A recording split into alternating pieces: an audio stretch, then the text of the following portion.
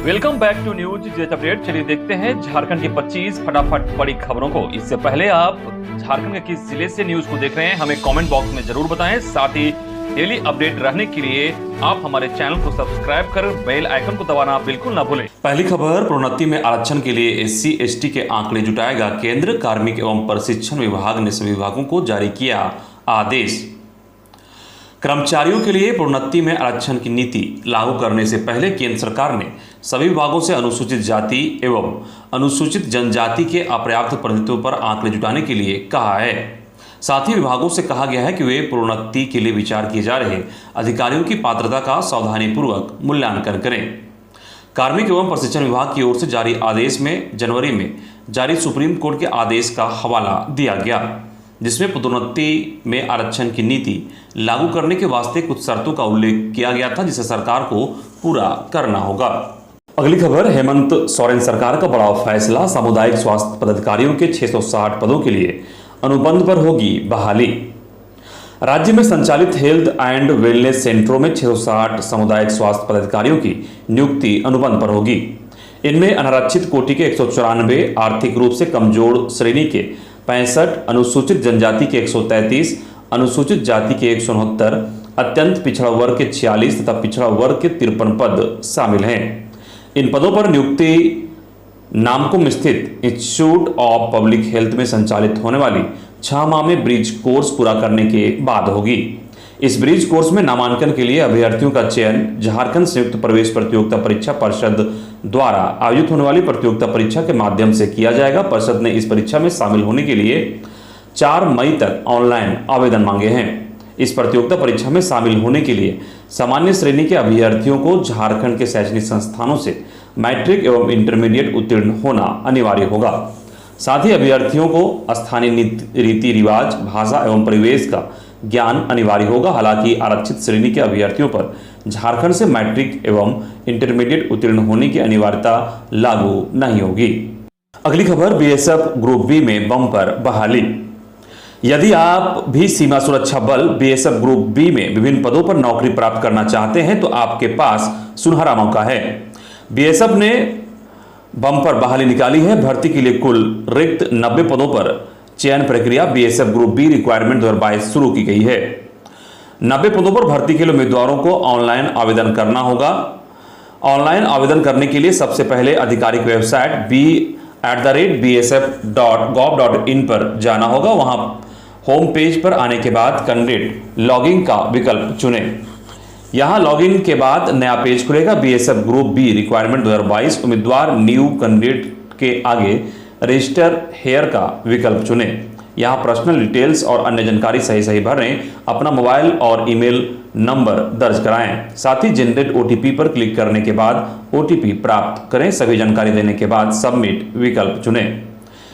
Page पर BSF group B requirement 2022 का आवेदन फॉर्म भरें। आवेदन अपने दस्तावेज स्कैन करके अपलोड करें। आवेदन प्रक्रिया के अंत में अपनी श्रेणी के अनुसार आवेदन शुल्क का ऑनलाइन पेमेंट कर रिसिप्ट ले लें। अगली खबर, शनिवार से 21 जिलों की 1127 ग्राम पंचायतों में शुरू होगा नामांकन। अंतिम तिथि 23 अप्रैल निर्धारित। झारखंड में त्रिस्तरीय पंचायत चुनाव के लिए नामांकन पत्र दाखिल करने का समय आ गया है। पहले चरण के तहत 21 जिलों के 72 प्रखंडों में विभिन्न पदों के लिए चुनाव की सूचना शनिवार को जारी होगी। निर्वाचित अधिकारियों द्वारा सूचना जारी होते ही नामांकन शुरू हो जाएगा। इस चरण में 1127 ग्राम पंचायतों में चुनाव होना है। पहले चरण में शनिवार से नामांकन शुरू होगा, जबकि नामांकन की अंतिम तिथि 23 अप्रैल निर्धारित है। उम्मीदवार इस दौरान पूर्वाह्न 11 बजे से शाम 3 बजे तक नामांकन दाखिल कर सकेंगे। इस चरण में 14 मई को मतदान होना है, जबकि 17 मई को मतों की गणना होगी। पहले चरण में कोडरमा, जामताड़ा व खूंटी को छोड़कर शेष 21 जिलों के किसी न किसी प्रखंड के 1127 ग्राम पंचायतों में चुनाव होना है। वहीं अगर झारखंड पंचायत चुनाव में किसी पद के लिए एक ही उम्मीदवार होगा तो उस पद के लिए मतदान नहीं होगा। संबंधित उम्मीदवार निर्विरोध निर्वाचित घोषित कर दिया जाएगा। राज्य निर्वाचन आयोग ने इसे लेकर सभी निर्वाचित पदाधिकारियों को आवश्यक दिशा निर्देश जारी कर दिए हैं। इसमें यह भी कहा गया है कि यदि किसी पद के लिए एक भी उम्मीदवार नामांकन पत्र दाखिल नहीं करता है तो उसकी जानकारी आयोग को अविलंब दी जाएगी।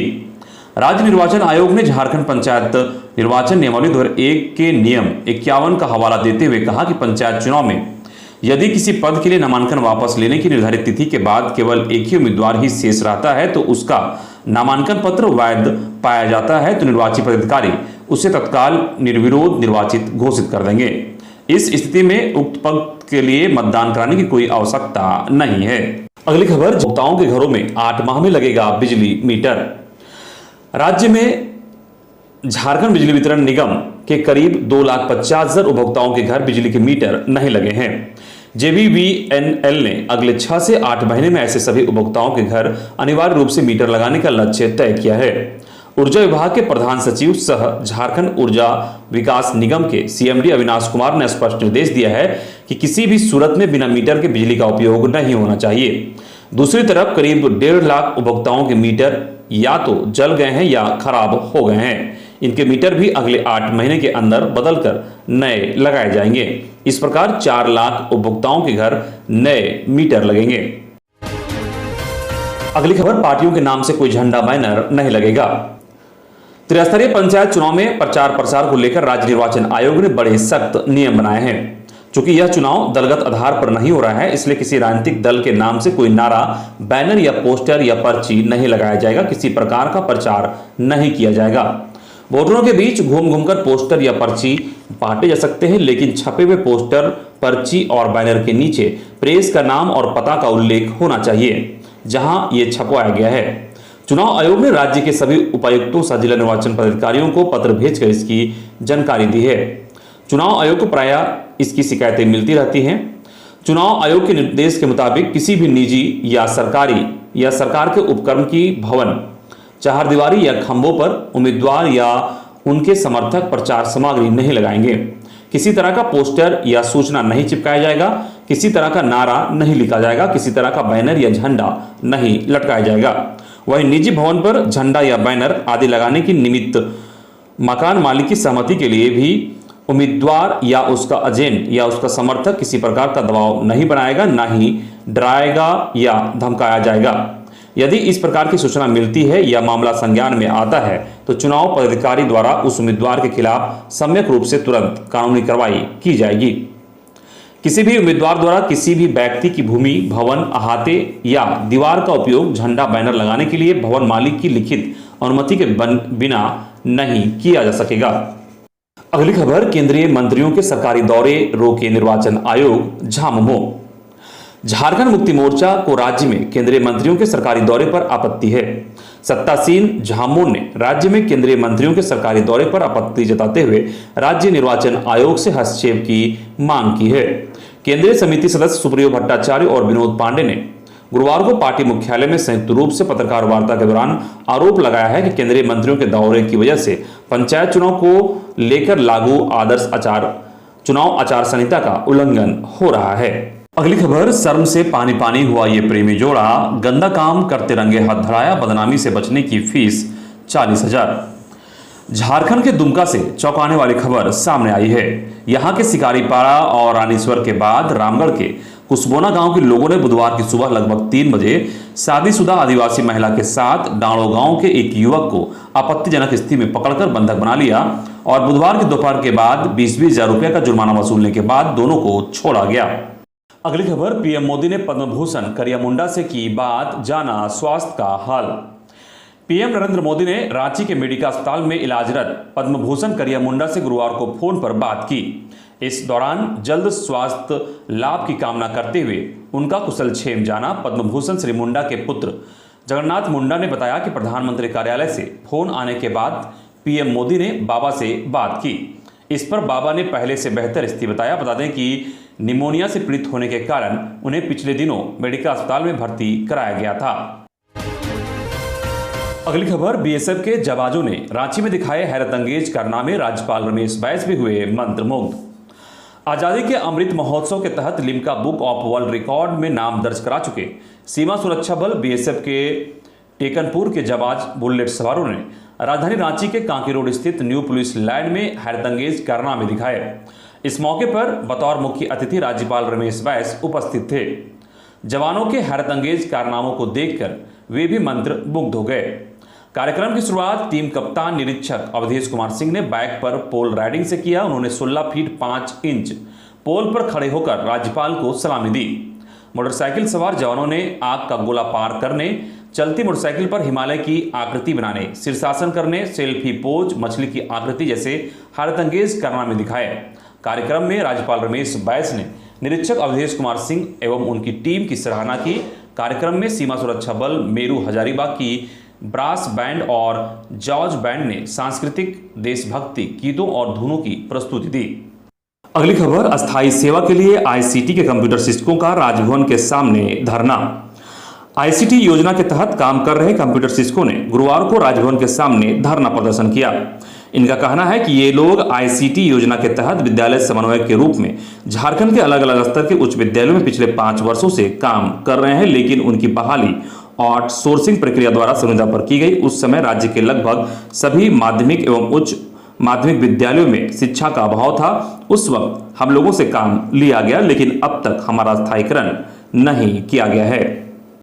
अगली खबर, पूजा अर्चना के साथ शुरू हुआ भगवान जगन्नाथ के नए रथ का निर्माण कार्य। ध्रुवा स्थित जगन्नाथ मंदिर में ऐतिहासिक रथ मेला को लेकर तैयारी शुरू हो गई है। गुरुवार को पूजा अर्चना के साथ भगवान जगन्नाथ के रथ का निर्माण कार्य शुरू हुआ। बताया गया कि ऐतिहासिक रथ 1 महीने में तैयार हो जाएगा। इससे पहले रथ निर्माण को लेकर जगन्नाथपुर मंदिर न्यास समिति द्वारा मंदिर परिसर में बैठक की गई। बैठक में रथ निर्माण को लेकर पुरी से पहुंचे कलाकारों ने लोगों को निर्माण से जुड़ी तकनीकी पहलुओं तथा समय सीमा से अवगत कराया। साथ ही रथ निर्माण की लागत व रखरखाव से संबंधित विस्तृत चर्चा की गई। अगली खबर, ओबीसी को अनदेखा किया तो दोबारा सत्ता में नहीं आएगी सरकार, लालचंद महतो। पूर्व मंत्री लालचंद महतो ने गुरुवार को कहा कि ओबीसी आरक्षण तय किए बिना झारखंड में पंचायत चुनाव कराना सरकार को महंगा पड़ेगा। लालचंद महतो राजभवन के सामने पंचायत भवन में ओबीसी आरक्षण की मांग को लेकर आयोजित 1 दिवसीय अनशन कार्यक्रम में बोल रहे थे। उन्होंने चेतावनी भरे लहजे में कहा कि ऐसा नहीं करने पर अगले विधानसभा चुनाव में सत्ताधारी पार्टियों को भारी दिक्कत का सामना करना पड़ेगा। सरकार दोबारा लौटकर सत्ता में नहीं आएगी।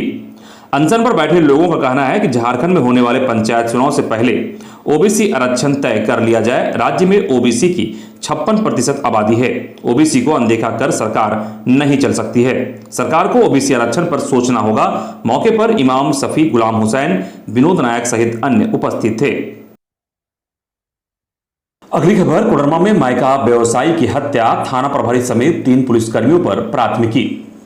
मायका कारोबारी अर्जुन साव की संदिग्ध हत्या के मामले में मृतक के पुत्र वृंद्र कुमार साव ने डोमचांच थाने में डोमचांच थाना के निलंबित थाना प्रभारी शशिकांत कुमार, एसआई नवीन होरो, सतीश पांडे और विकास कुमार पासवान के खिलाफ हत्या का मामला दर्ज कराते हुए कार्रवाई की मांग की है। आवेदन में कहा गया है कि उनके पिता अर्जुन साव 13 अप्रैल की रात्रि 3 बजे मोटरसाइकिल से अपने सपही स्थित घर से निकले थे। नीरू पहाड़ी के समीप उनके पिता के साथ पुलिसकर्मियों ने मारपीट की और पुलिस वाहन में उठाकर ले गए। नीरू पहाड़ी के समीप उनके पिता के साथ मारपीट की घटना को संतोष यादव, कुमार यादव, सुनील यादव, तुलसी यादव, विपिन राय, प्रदीप यादव, सकलदेव यादव और चंदन कुमार समेत कई लोगों ने देखा और विरोध भी किया। यहां उनके पिता के लोहे की रड और बंदूक के कुंदे से भी मारा गया और हत्या के बाद शव को जंगल में फेंक दिया गया। साथ से छिपाने की नियत से उनके शव पर पेट्रोल छिड़क कर जलाने का प्रयास भी किया गया। इधर मामले को लेकर एफएसएल की टीम ने घटनास्थल का मुआयना किया और वहां मौजूद कई साक्ष्यों का नमूना संग्रह किया। अगली खबर, जेईई एडवांस में बड़ा बदलाव, अब 28 अगस्त को होगी परीक्षा। JEE advance 2022 joint entrance examination advance 2022 परीक्षाओं की तारीखों में बदलाव किया गया है। भारतीय प्रौद्योगिक संस्थान बॉम्बे 28 अगस्त को जेईई एडवांस 2022 आयोजित करेगा, जो पहले 3 जुलाई को आयोजित होने वाला था। अगली खबर, देवघर में यात्रियों की सुविधा के लिए सेवा ऐप की शुरुआत 15 अप्रैल से। देवघर में यात्रियों के यातायात की सुविधा के लिए एंड्रॉयड मोबाइल फोन उपभोक्ताओं को सेवा नामक एक यात्रा ऐप की शुरुआत की गई है, जो बांग्ला नववर्ष 15 अप्रैल से चालू हो जाएगा। बंगाल के वर्धमान एवं उड़ीसा के राउरकेला में यह शुरू हो चुका है, जबकि बहुत शीघ्र ही असम के गुवाहाटी एवं त्रिपुरा में भी यह सुविधा उपलब्ध हो जाएगी। यह ऐप केवल एंड्रॉयड फोन इस्तेमाल करने वाले लोग ही डाउनलोड कर सकेंगे।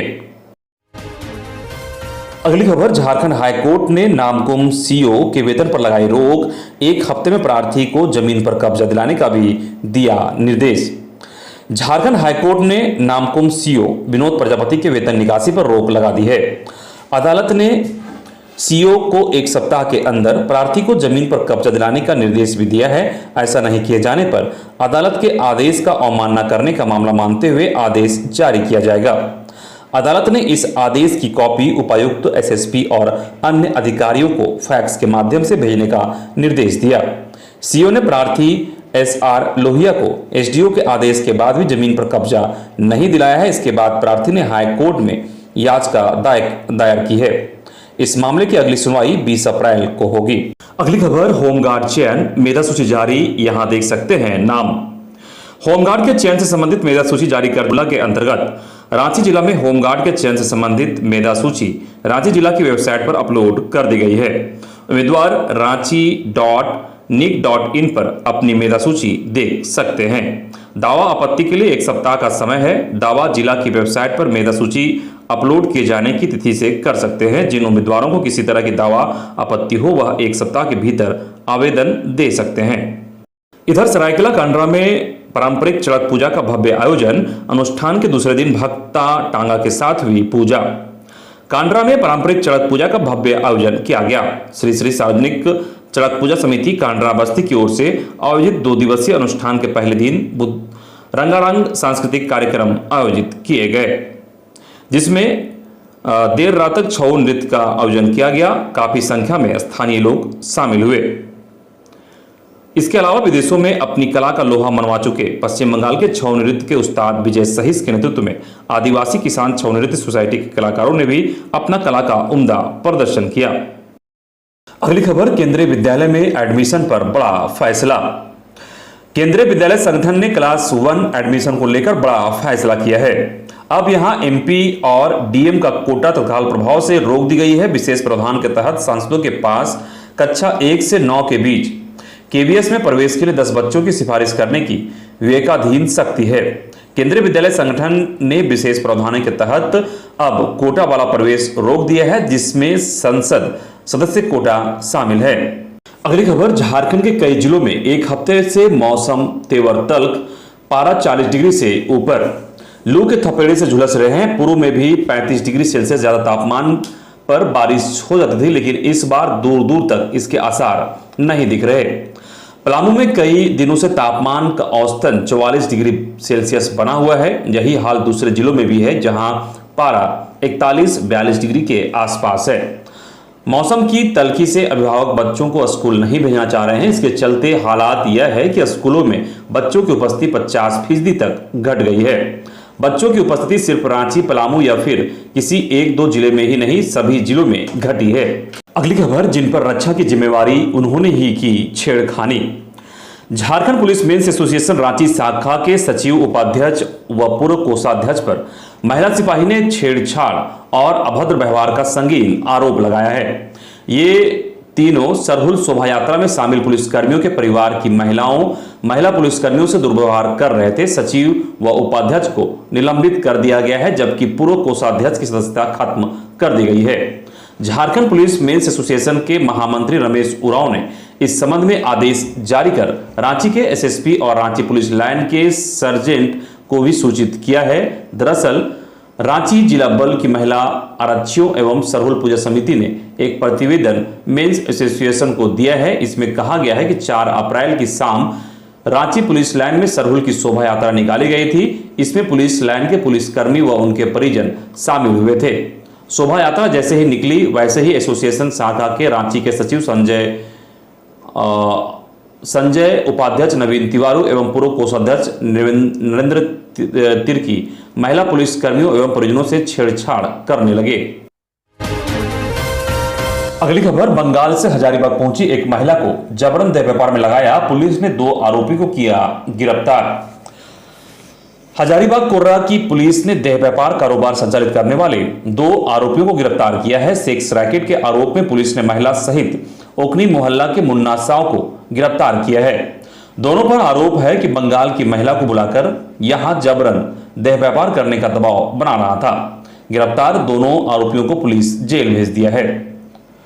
कोर्रा थाना प्रभारी उत्तम तिवारी के मुताबिक दोनों आरोपियों के जाल में फंसी बंगाल की महिला ने पूछताछ में बताया कि वह अपने पति से लड़ाई कर हजारीबाग पहुंची थी। इसी क्रम में आरोपी महिला और मुन्ना साहब उसे काम दिलाने के नाम पर अपने जाल में फंसाया। उसे हरनगंज मोहल्ला स्थित एक फ्लैट में ले गया। पीड़िता के मोबाइल को दोनों आरोपी ने अपने कब्जे में कर लिया। इसके बाद आरोपी मुन्ना साहब ने उसके साथ दुष्कर्म किया। उस महिला को जबरन देह व्यापार करने के लिए दबाव बनाया गया। महिला ने किसी तरह अपना मोबाइल आरोपियों के पास से लिया, फिर चुपके से वह अपने पति को फोन कर पूरी जानकारी दी। जानकारी मिलते ही पीड़िता के पति ने इसकी सूचना कोर्रा पुलिस को दिया। अगली खबर, 18 अप्रैल से हर दिन चलेगी हटिया पटना पाटलिपुत्रा एक्सप्रेस। 18 अप्रैल से हटिया पटना पाटलिपुत्रा एक्सप्रेस हर दिन चलेगी। साउथ ईस्टर्न रेलवे ने इसे लेकर अधिसूचना जारी कर दी है। रेलवे ने 4 ट्रेनों के फेरे बढ़ाने की घोषणा की है। इसमें पाटलिपुत्रा एक्सप्रेस भी शामिल है।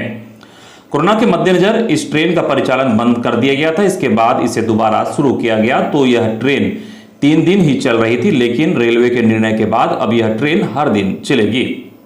बताएं कि यह ट्रेन हटिया रांची धनबाद होकर चलेगी। अगली खबर, लोहरदगा हिंसा, अब तक 14 एफआईआर, 8 लोगों की गिरफ्तारी, मामले की जांच करेगी एसआईटी।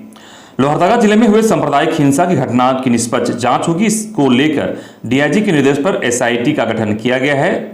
एसआईटी का नेतृत्व एसडीपीओ वशिष्ठ नारायण सिंह करेंगे। अगली खबर, गिरिडीह में होमगार्ड जवान पर हमला करने वाला युवक गिरफ्तार। गिरिडीह सदर अस्पताल के मुख्य गेट पर ड्यूटी पर तैनात होमगार्ड जवान सुनील सिंह पर गुरुवार को जानलेवा हमला किया गया। प्रत्यक्षदर्शियों ने बताया कि होमगार्ड जवान सुनील सिंह सदर अस्पताल के मुख्य गेट पर ड्यूटी पर तैनात था। इसी दौरान पचम्बा थाना क्षेत्र के बिहारी हाड़ी ने उन पर चाकू से हमला कर दिया।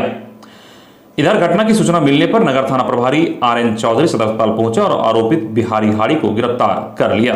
अगली खबर जामताड़ा से है, जहां फतेहपुर बीडीओ समेत अन्य पदाधिकारियों पर राशि गबन का आरोप।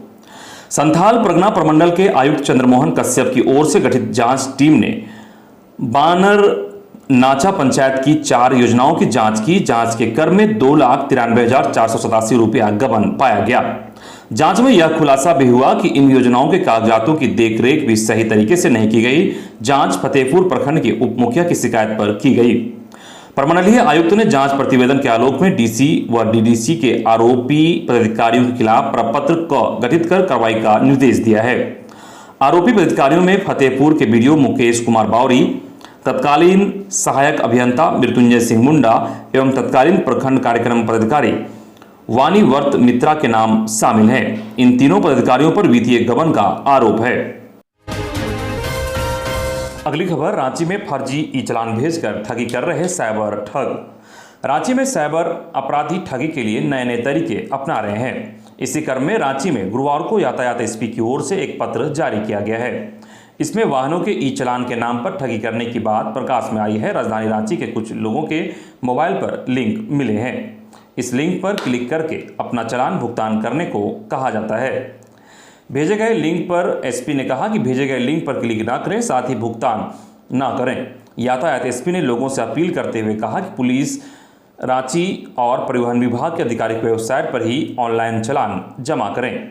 किसी भी तरह के चालान संबंधी समस्या के लिए यातायात पुलिस रांची द्वारा जारी हेल्पलाइन नंबर 8987790772 और 8987790782 से जानकारी प्राप्त कर सकते हैं।